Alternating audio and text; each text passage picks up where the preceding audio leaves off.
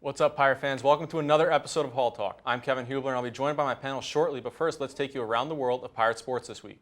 The women's golf team had a successful week this past weekend, coming in third place out of 17 teams at the Low Country Intercollegiate. Freshman Sammy Stout took home second place out of 95 golfers with an overall score of 11 over par.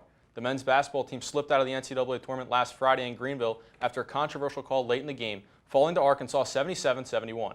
Coming up, we preview both baseball and softball this weekend, with the softball kicking off Big East play on Saturday. Another player left the men's basketball team this week. We'll look at who's staying and who might go. Stick around. This is Hall Talk.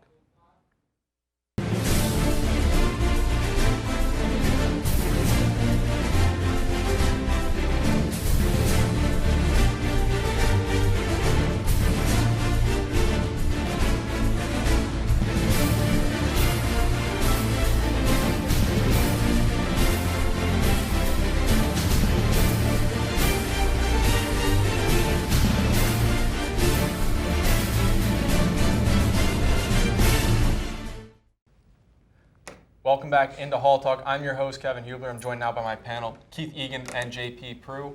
Guys, we're going to jump right into it here. We're going to go staying or going first. Men's basketball team, a lot has happened over the past week. Reports that Delgado and Carrington were going to leave. They tweet out that they're going to stay. They haven't made their decision yet, not that they're going to stay. But staying or going, what do you think? Kadeem Carrington first. I would say Kadeem Carrington would have to stay. He hasn't really shown himself to be an NBA player yet, and especially with the conference play he kind of had. He had big games. He had the 41-point game, but overall was only averaging 15 and a half, which is okay. He made big plays for them, but he doesn't really have that NBA talent yet, I feel, and neither of them have been on any draft boards. I think they both need a year to go, and especially Carrington. I'm going to double up on that. Kadeem honestly has no business in the NBA right now. I don't want to be mean, but he doesn't have the size for a two-guard in the NBA, and his shooting is way too low. 70% from the line is way too low for the NBA for a two-guard. So, honestly, Dino needs to come back. Now let's look at Delgado, because back in that first game at Providence, that first road game when they played Providence, it was the Boston Celtics scouts were there at the game. And somebody brought up Delgado to them, and they said they didn't even know that he was leading the conference in rebounding. So that just shows where he's at as far as radars go for draft boards. He isn't on Draft Express at all. What do you think, Delgado, staying or going? I would say he stays as well. He could get a lot out of another year.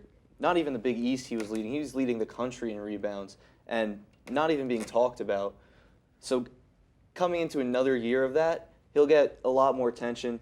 And plus right now, even he's 6'10", he leads the nation in rebounds, but once you get to the NBA level, you're facing a different type of center that isn't in the NBA, in the NCAA, excuse me. He is able to overpower some people, but in the NBA, getting those rebounds over lengthy centers is going to be a challenge for him. I will make one bold prediction, though.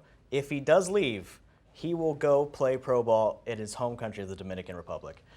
They love him in the DR right now, and he's a great player. He'll make money for his family. I've heard that might be an issue.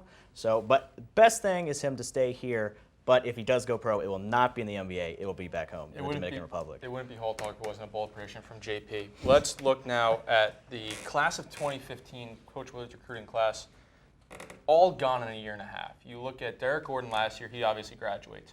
Braden Anderson becomes a special assistant with the team to stay in law school. You also have Miles Carter, who got kicked off the team earlier.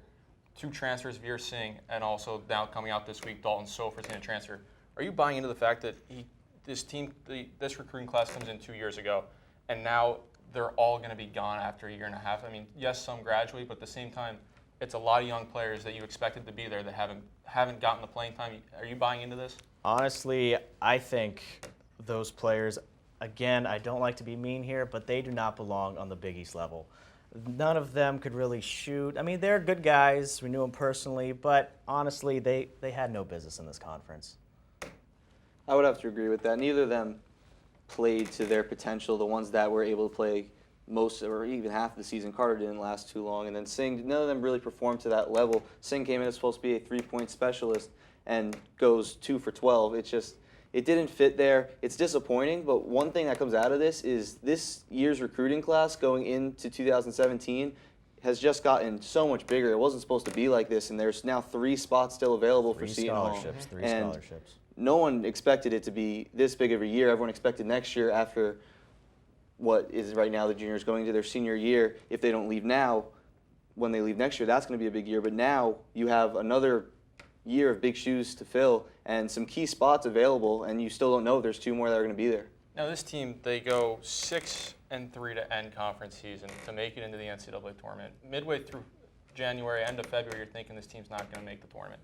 They end up going and making the NCAA tournament for 2 straight years for the first time in 20 years. I mean, for this team, some fans are saying they underperformed because they didn't get out of the first round of the NCAA tournament. Granted, there was the controversial call on Desi Rodriguez, but what do you guys make of that and the idea that this team, because they didn't make it out of the first round with all that they lost, that they still underperformed? JP, we'll start with you. I don't know where people are getting this underperformed idea from. I will say the team was picked to finish as a 10 seed in the NCAA tournament preseason. Now, being a 9 seed, it's not too bad. I think they did just fine. This team did not have Isaiah Whitehead. Remember, that guy existed, I know. It's hard to believe, but they did great. A 9 seed, I was still expecting a 10 seed going in. The fact they lost in the first round, not a big deal.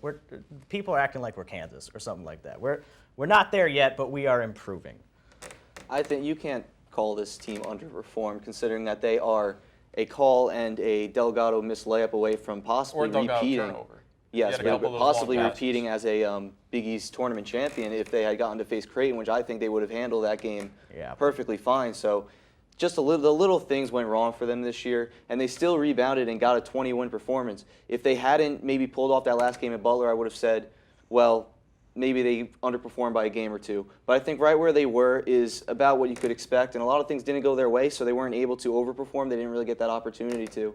But they had a tough few bounces and weren't able to make the most of it in the end. So now let's look at spring sports who are in action this weekend. Baseball starts up a 3-game series that moves from UConn. It was supposed to be played in Storrs, Connecticut, now moves here to O&T Carroll Field at Seton Hall. But this team, they started off good. They started playing a 4-game series with Michigan, a team that's ranked right now. They split 2 games there. They played a couple other games against tough teams that maybe didn't go their way, but you expect them to be a little bit more competitive. What have you seen from this team so far in playing the tough teams, the good teams tough, and some of the not necessarily easier competition with teams that they should have played closer, not really playing as close? Well, I think that in the beginning of the year, they're kind of learning their way. A lot of people who are following this team are kind of not sure where they're going to end up right now. They had a huge win over Florida. That game opened up a lot of eyes, probably nationally as well. And they had some bad losses, and some of them weren't as bad as maybe they seem. Southeastern Louisiana only lost by 5 and 2 runs to a number 10 ranked Vanderbilt team. And they had a bad loss to them, and they lost to Troy, but Troy's the defending Sun Belt champion. So you got to take these losses and hope that they learn from them and be ready for Big East play, because that's when it really matters. They got to get in that Big East tournament, get a good seed like they were able to last year. And to carry off that, also remember, a lot of these teams that the Seton Hall has been playing have been teams that have had good weather, and we just had a snowstorm, a week ago?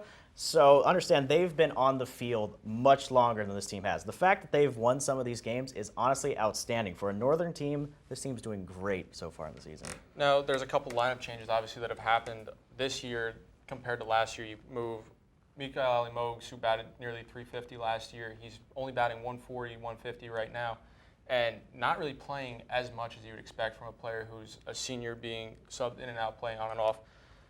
Mike Alessio, the catcher last year, moves to right field. Fortin comes in to catch. He's a player that really, there were some question marks on him last year as far as could he be the stopper behind the plate. And also Al Molina, the transfer from Coastal Carolina, he moves to shortstop for this team. I mean, what do you see from the lineup changes so far? I mean, are they working so far? I think they are. I mean, overall, the team is still winning. They're playing their baseball. They're running hard. They're running fast. Another one you didn't mention was Rob Dodonna being moved from second base to left field. I love that move. That leaves Caputo's bat and Dodonna's speed on the field at the same time. Absolutely genius move by Coach Shepard. I mean, I don't know about Alessio. I thought that was kind of weird, putting a catcher in right field. I don't know what you feel about that. I think you definitely see this team making the effort that they need to get the bats going. They need to get their averages up. Mose and Fortin both batting a little low. Their senior leadership hasn't been there. as far as their playing ability right now. But Molina and Alessio could be two of the most key players. I think Molina may be the key to this whole season. Him coming from Coastal Carolina, he was very impactful there. And now he comes to the Seton Hall team, batting .270 right now. And if they can get the bats going, then I think that they can make a big run in this Big East play. So let's jump ahead, across the diamond. We'll go Seton Hall softball in action this weekend, opening up Big East play. They're back on track after a sluggish start when they went down and traveled to Carolinas, playing a couple tournaments down there. 7 of their 13 wins have been by way of mercy rule and shorter games. So I mean, this team, obviously the offensive firepower is there, but when as it's been the past couple of years, when their bats aren't going, they haven't been able to find a way to get the job done. I think they've come out this year with a different mission. You could tell from what they said earlier this season. I think Lauren Fisher has made a big difference in this team, and now they're first in batting, first in pitching, and second in fielding. And they haven't gotten to Big East play yet, so it's hard to tell where exactly they are, but they're certainly off to a good start. And when they're playing, they just seem to have a different mojo going. They're more excited to be out there, and I think that's something to feel positive about, but they're going to find out more once they get into Big East play playing Villanova.